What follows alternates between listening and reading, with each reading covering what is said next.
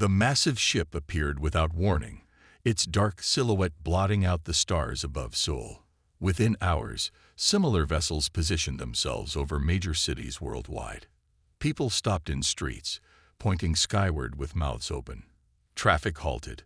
News channels broadcast the same images across the globe.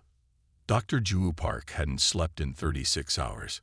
Her eyes burned as she stared at her monitor, running another analysis on the strange signal. As Earth's foremost xenolinguist, she'd prepared for this moment her entire career. First contact. But the reality felt different from her dreams, colder, more frightening. Her small lab at Seoul National University had become command central. Government officials crowded the space, whispering urgently into phones. Military personnel stood at rigid attention along the walls. "I've isolated the communication frequency," Ju announced, her voice steady despite her racing heart. "It's using mathematical sequences as a foundation. Prime numbers, specifically. Brilliant approach for cross-species communication." Defense Minister Seojin leaned over her shoulder. "Can you respond?" "Not yet. I need to understand their language structure first." Her fingers flew across the keyboard, algorithms parsing the alien patterns. "There. I got something."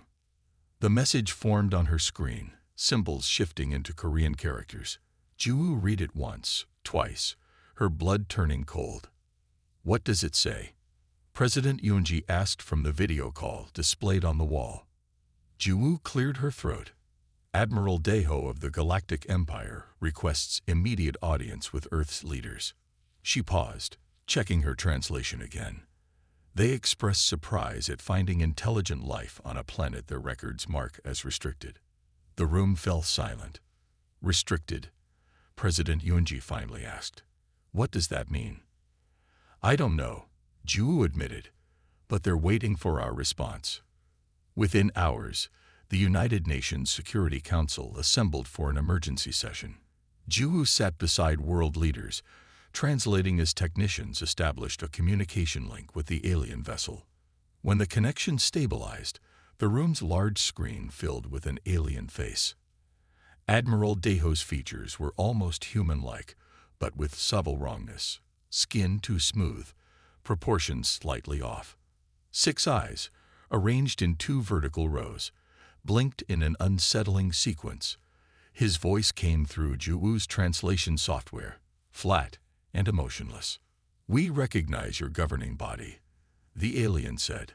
"The Galactic Empire extends greetings." "We welcome peaceful contact," the UN Secretary General replied. "Earth is open to diplomatic relations." The alien's upper eyes narrowed. "This is not a diplomatic mission. Your presence on this world violates ancient protocols. You have 1 standard cycle to evacuate. This is not negotiable." Gasps echoed through the chamber. "Evacuate," the Secretary General repeated.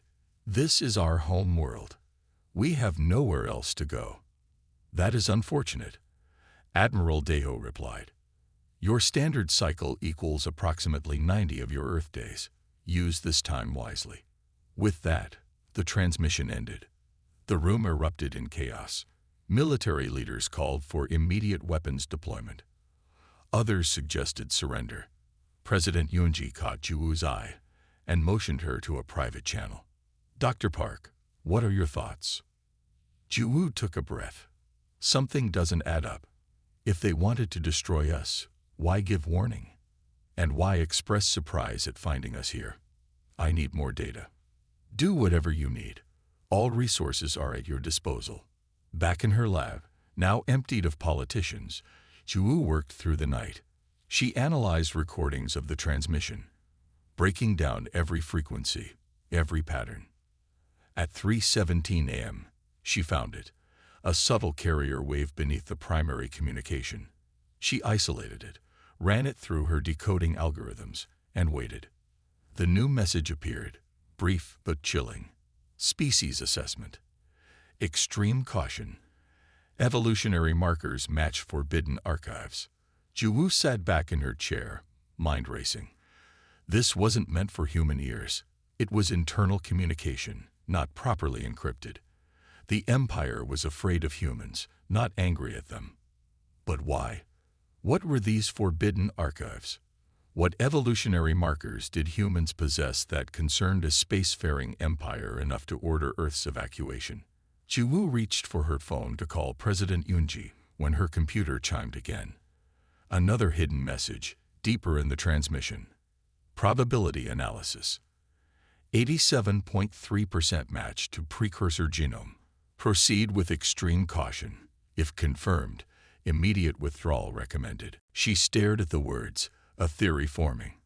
The Empire hadn't come to destroy Earth because humans were trespassing. They came because they were afraid of what humans might be, descendants of something called precursors. Jiwoo's hands trembled as she dialed the president's number. 90 days wasn't much time, but it might be enough.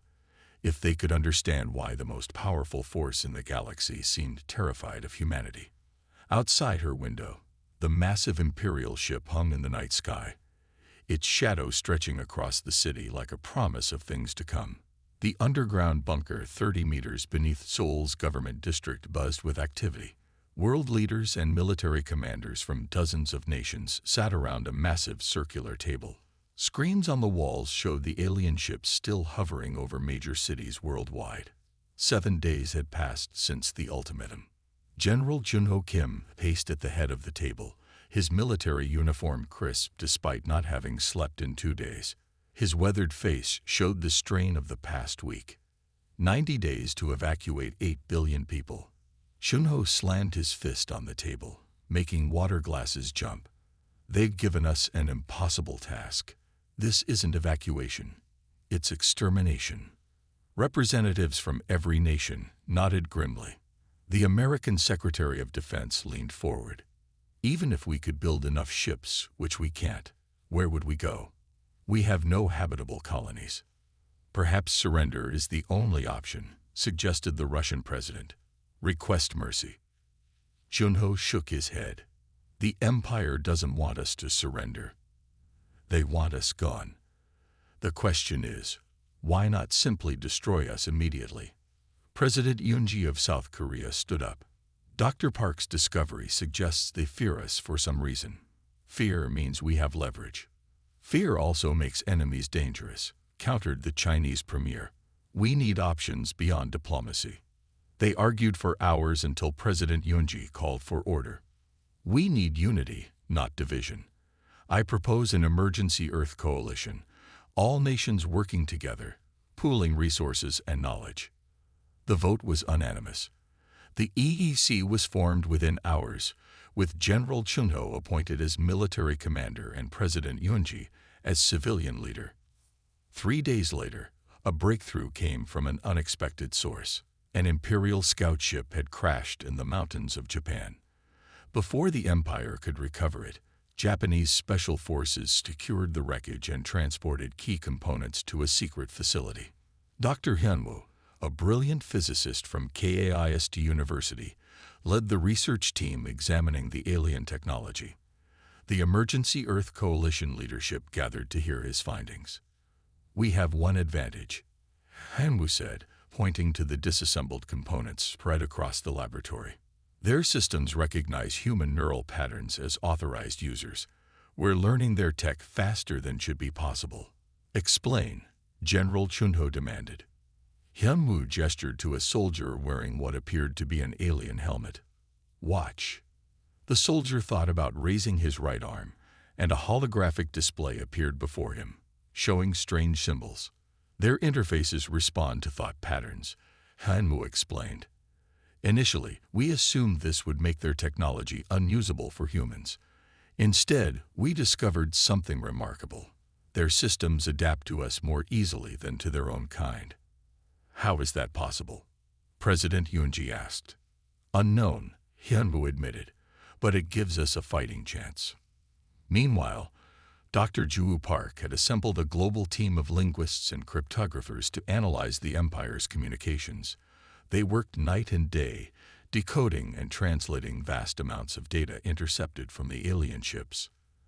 That night, as coalition leaders were planning defense strategies, Joo burst into the command center, her eyes wide with excitement. "We found something," she announced. "Something big." The room fell silent as she connected her tablet to the main display. Pages of alien text appeared, translated into multiple human languages. "They classify us as Deathworlders, species evolved on planets with extreme conditions," she explained, pointing to specific sections. "According to their records, no Deathworld species has ever achieved spaceflight without self-destruction. We terrify them." "Why?" asked the British Prime Minister. "Earth is classified as a Class 12 death world. High gravity, extreme temperature variations, diverse biospheres with countless pathogens and predators," Zhu explained. "Species that evolve in such conditions develop traits the Empire considers dangerous: adaptability, aggression, rapid learning, innovation under pressure." General Chunho's eyes narrowed. "You're saying they fear us because we're tough?" "More than that," Zhu continued. "They fear us because we shouldn't exist. Their records show no Deathworld species has ever reached our level of technology without destroying themselves first. Our very existence challenges their understanding of evolution." The room buzzed with whispered conversations. President Yunji finally spoke. "This gives us options, but we have only 80 days left." The following morning, the coalition announced Operation Exodus to the world, a global evacuation plan involving the construction of Space Orcs. News channels worldwide showed preparations beginning, resources being gathered, people volunteering. It was all a cover. In secret facilities across the planet, scientists and engineers worked with recovered alien technology. Military forces trained with new weapons. Defensive systems were placed at strategic locations, hidden from Imperial scans. General Chunho reviewed the latest progress reports in his private office. President Yunji joined him, looking over the plans. "Will we be ready?" she asked quietly. "No," Chunho admitted, "but we'll be close enough to make them regret threatening Earth." An aide entered with a tablet. "Sir, Dr. Hyunwoo reports success with the propulsion system, and Dr. Park has identified what appears to be a schedule for Imperial reinforcements." Chunho took the tablet, scanning the information. A grim smile crossed his face.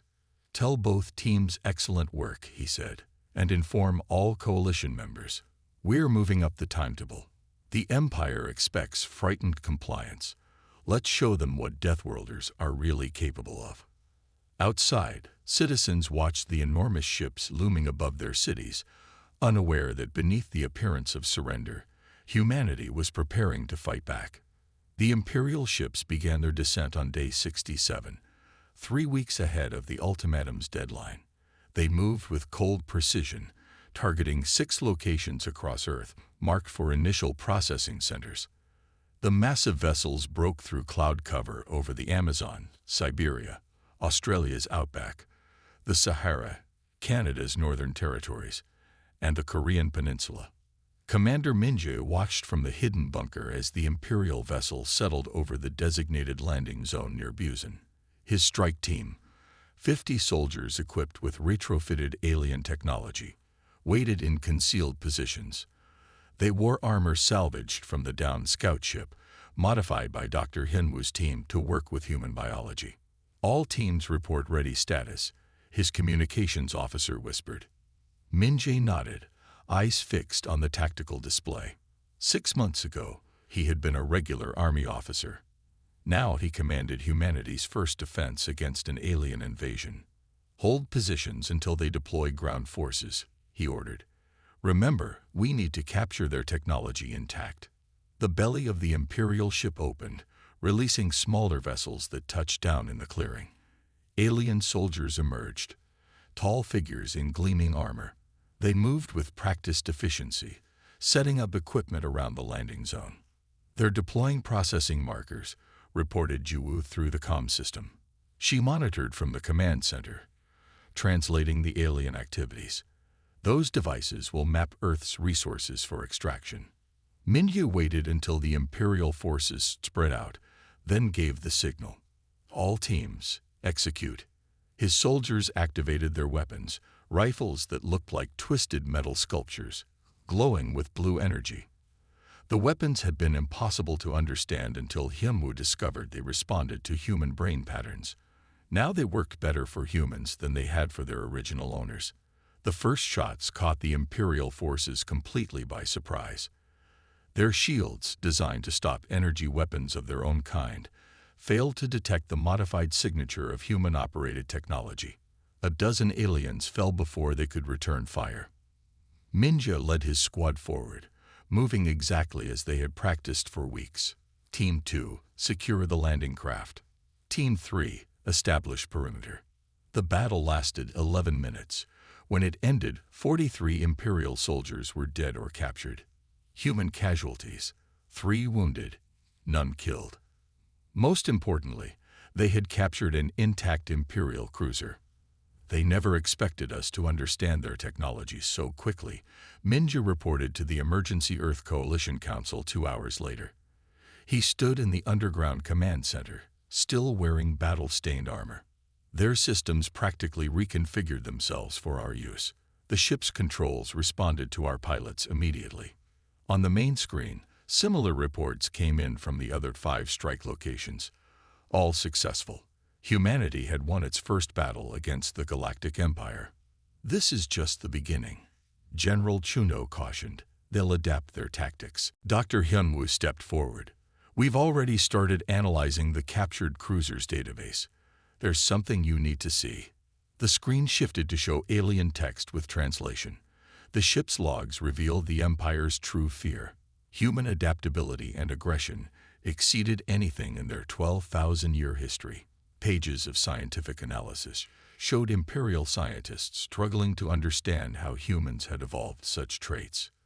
They're terrified of us, President Yoonji said, reading through the data. Not just cautious, genuinely afraid. But why? Asked the UN Secretary General. We're technologically far behind them.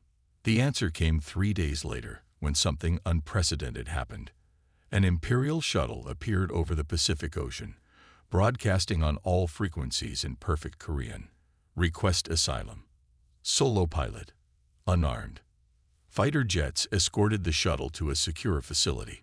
Inside was a single Imperial officer who called herself Toddy. Dr. Joo Park led the interrogation team. She entered the holding room where Tae waited. The alien looked surprisingly human. 2 arms, 2 legs, 1 head with 2 eyes. But there were differences.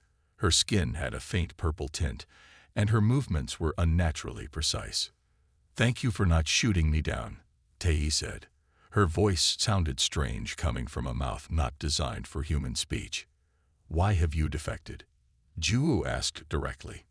Because the Empire is wrong about your species, Tae replied. And because I don't want to be on the losing side of this conflict. For hours, Tae answered questions. She explained she was a xenobiologist, a scientist who studied alien life forms. She had been studying human biology samples in secret. My species looks similar to yours, but we evolved very differently, she explained. Though physically similar to humans, her species had evolved toward specialization. Each individual born with specific skills and limitations for specific roles in society. Our evolution optimized efficiency. Yours optimized adaptability, she continued. Humans can learn almost any skill. You can survive almost anywhere. You recover from injuries that would kill most species. You adapt to new situations with remarkable speed. Then came the revelation that changed everything. Your genetic markers, Tae explained to Joo, spreading complex diagrams across the table. They matched the ancients, a species that nearly destroyed the Empire millennia ago. The Empire believes you are their descendants. The room fell silent. Joo leaned forward. Who were these ancients? The first spacefaring race, Tae said. They built the network of wormholes that makes galactic travel possible. They were said to have powers bordering on the supernatural. The Empire fought a 1,000-year war against them and nearly lost everything. What happened to them? General Chuno asked. Tae's eyes fixed on his. The Empire claims they were destroyed completely. Every planet they inhabited was sterilized. But if humans carry their genetic markers, then some survived. Ju finished. Here on Earth. Tahi nodded. And now you're beginning to access their technology again. The way your brains interface with our systems, it's because they were designed for your kind originally. You're not learning alien technology. You're reclaiming your inheritance. As the implications sank in, alarms sounded throughout the facility. On screens around the room, dozens of new Imperial ships appeared in Earth's orbit. The main fleet has arrived, Tahi said quietly. And they will show no mercy now. The full Imperial fleet arrived on the 81st day, earlier than expected. Over 500 ships appeared in Earth's orbit in a single massive jump that lit up the night sky like a second sun. People had barely enough time to register the new threat before the bombardment began. Seoul disappeared in a flash of light. New York followed minutes later. Then Beijing, London, and Cairo. The orbital strikes were precise, targeting government centers, military installations, and population hubs. In his underground command center, General Chono watched the destruction on monitors with a grim expression. President Yoonji stood beside him, her face pale but composed. Casualties? She asked quietly. Initial estimates in the millions, an aide reported. But evacuation protocols were triggered when we detected the fleet's approach. Most shelters report full capacity. The months of preparation had not been wasted. While Operation Exodus had been a cover story, real underground shelters had been built worldwide, stocked with supplies and connected by tunnels. Nearly 60% of Earth's population had made it to safety before the bombardment began. They're targeting our infrastructure, Juno noted. They want the planet intact. Status of our defensive systems? President Yoonji asked. The modified shields are holding around key facilities. Counterattack forces are in position. From hidden bunkers across the planet, humanity began to fight back. Retrofitted Imperial weapons fired from concealed positions. Captured scout ships led daring raids against the invaders. Imperial ground forces, landing to secure bombardment zones, found themselves caught in ambushes by resistance fighters using modified alien technology. 2 weeks into the assault, the Empire controlled the skies but struggled on the ground. Earth's varied environments, deserts, mountains, oceans, forests, posed challenges their standardized forces weren't prepared for. Human resistance cells, familiar with their local terrain, exploited these weaknesses mercilessly. In a hidden research facility beneath the ruins of Tokyo, Dr. Ju Park worked tirelessly with a team of scientists and Tae, the Imperial defector. They had gathered artifacts from archaeological sites worldwide, objects that had puzzled human researchers for centuries. Look at this, Ju said, showing Tahi a metal fragment recovered from beneath the ocean floor near Easter Island. Carbon dating puts it at over 50,000 years old, but the material doesn't exist on our periodic table. Tahi examined it carefully. This isn't metal, a standard construction material in ancient technology. And this, Ju held up what appeared to be a crystal disk. A data storage device, Tahi confirmed. The ancients used quantum crystalline matrices. For days, they analyzed the artifacts, working to extract data from the crystal disks. When they finally succeeded, Ju immediately called an emergency meeting with coalition leadership. In the secure communications room, holographic projections of leaders from resistance cells worldwide gathered. Many looked exhausted, their faces dirty from battle. Earth was once home to an advanced civilization. Ju told them, her voice tight with excitement. The Empire destroyed them, but some survived and evolved in isolation. Us.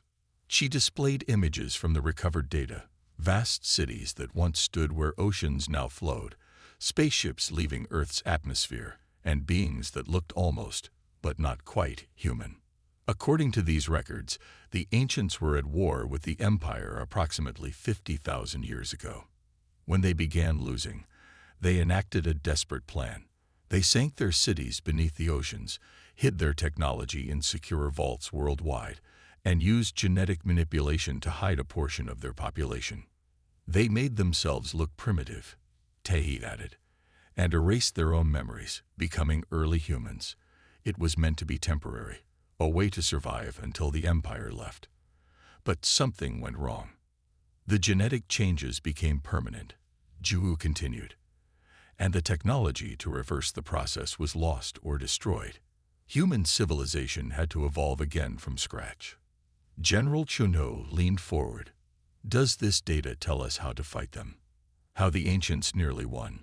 Better, Ju said. It tells us where they hid their greatest weapons. 3 days later, Commander Minji stood in the hangar bay of an underground facility, looking at 3 captured Imperial shuttles modified for their mission. His strike team, 20 elite soldiers, plus Ju and Tahi, prepared their equipment. This is a one-way trip, he told them bluntly. Our objective is the Imperial command ship. Once aboard, Dr. Park will access their central database while we secure an escape route. Tahi will guide us through the ship. No one mentioned that the chances of survival were minimal. They all understood the stakes. The main attack force will draw their attention here, he continued, pointing to a map. That should give us our window to approach undetected. As Minji's team prepared for their desperate mission, Dr. Hyunwoo made the final adjustments to Earth's secret weapon in another facility. The nanites, microscopic machines built using a combination of ancient schematics and Imperial technology, were designed to exploit a fundamental flaw in Imperial systems. Their entire network uses the same basic protocols. Hyunwoo explained to President Hunji. Once introduced, the nanites will spread like a virus, disrupting their communications, weapons, and life support. And they can't be stopped, she asked.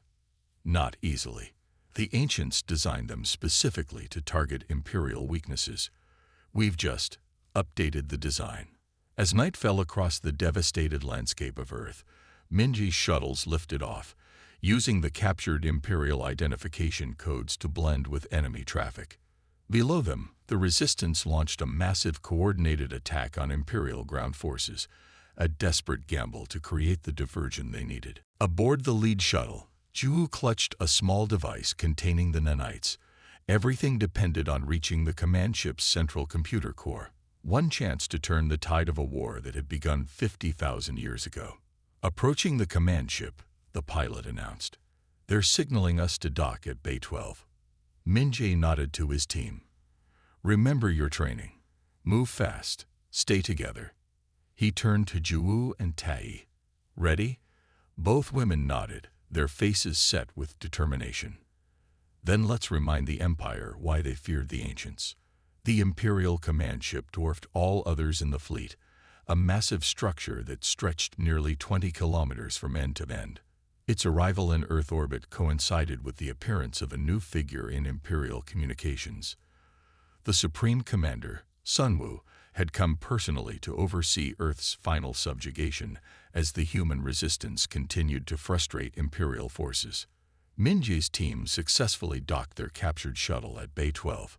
They wore stolen Imperial uniforms, modified to fit human bodies.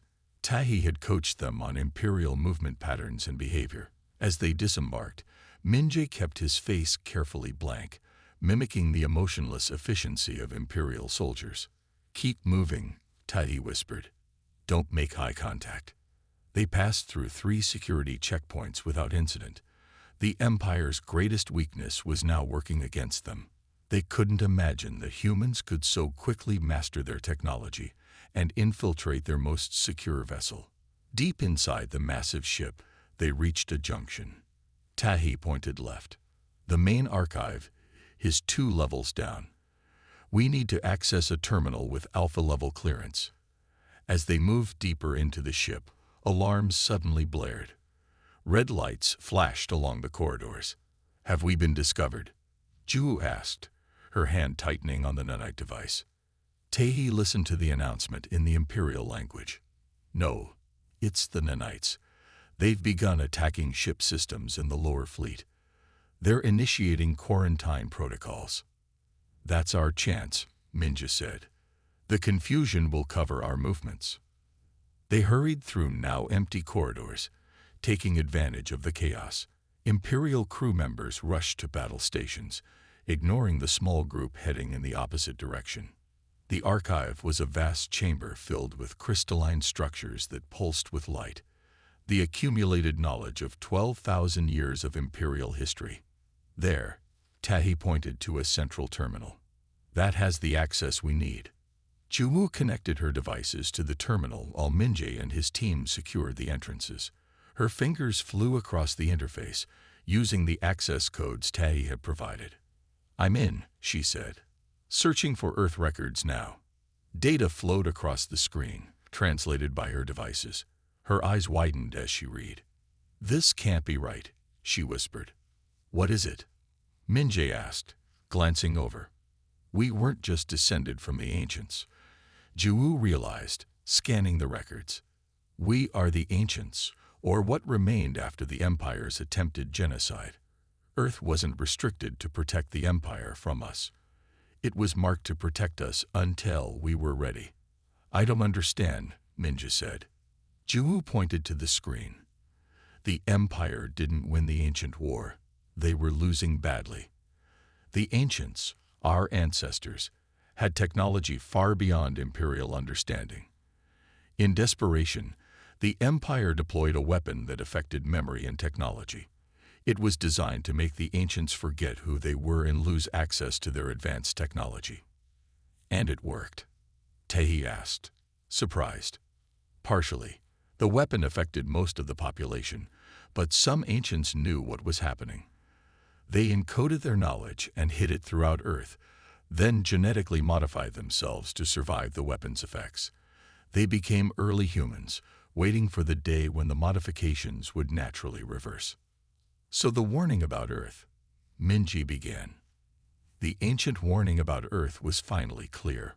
Run wasn't meant for humans. It was the Empire's own warning about encountering the species they had failed to eradicate. They marked Earth as restricted to prevent any Imperial ships from accidentally waking us before the process was complete. A slow clapping sound echoed through the archive. They turned to see a tall Imperial figure standing in the doorway, Supreme Commander Sunwoo. Unlike other Imperials they had seen, he looked almost perfectly human except for his eyes, which had vertical pupils like a cat's. "Very good, Dr. Park," he said in perfect Korean. "You've pieced it together more quickly than I expected." Imperial guards surrounded them, weapons raised. Minjay stepped in front of Juwu, but Sunwoo waved the guards back. "There's no need for further violence," he said. "Your nanite weapon has already disabled half my fleet, and we both know there are more surprises hidden on your world." "You knew this all along," Juwu accused. "You knew who we really were." "Some of us suspected," Sunwoo admitted. "But confirmation only came when we saw how quickly you adapted to our technology. No species learns that fast, unless the knowledge was already there, buried in genetic memory." "Then why attack us?"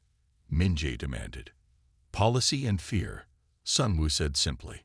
"Most of the Imperial leadership wanted you destroyed before you fully awakened. I had different ideas.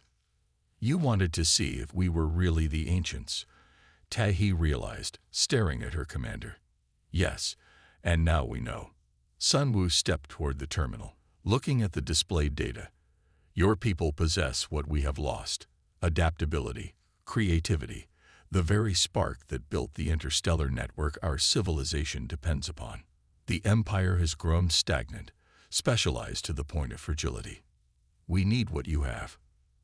"And if we refuse to help you?" Minjay asked. "Then we have two choices," Sunwoo said calmly. "Join the Galactic Council as equals, or watch as we burn our own civilization to prevent yours from expanding. Many would prefer destruction to submission." 3 months after the Imperial ultimatum first came, humanity sat at the Galactic Council for the first time. The massive chamber held representatives from 1,000 worlds. Earth's delegation, led by President Yunji, with Juwu, Minjay, and General Juno alongside, took their place at the center table. Supreme Commander Sunwoo, now revealed as half-ancient himself, the product of secret genetic experiments, formally recognized Earth as a sovereign world. The circle closes, he announced to the Council. The Founders return to guide us once more.